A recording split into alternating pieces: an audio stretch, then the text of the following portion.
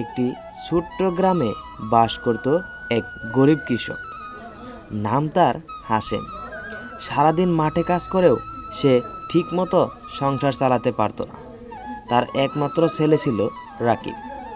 ছেলেটি ছোট্ট হলেও খুব বুদ্ধিমান ও পরিশ্রমী ছিল। রাকিব প্রতিদিন বাবার সাথে মাঠে যেত।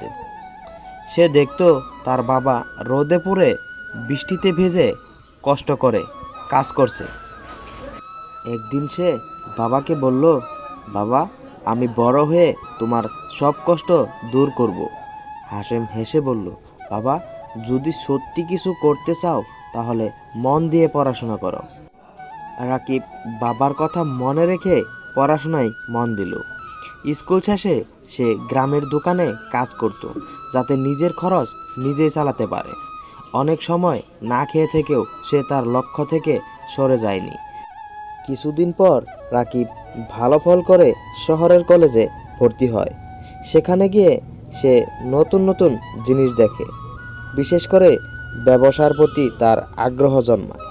পড়াশোনার পাশাপাশি সে ছোট্টখাটো অনলাইন কাজ শুরু করে। ধীরে ধীরে সে একটি ছোট্ট ব্যবসা শুরু করে।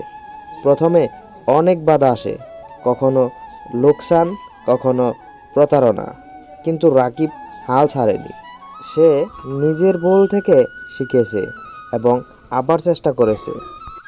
কয়েক বছর পর তার ব্যবসা সফল হয়। তার কোম্পানি বড় হয়ে যায় আর সে হয়ে ওঠে একজন কোটিপতি।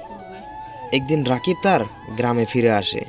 সে তার বাবার জন্য একটি সুন্দর বাড়ি তৈরি করে এবং গ্রামের মানুষের জন্য স্কুল ও চিকিৎসার ব্যবস্থা করে।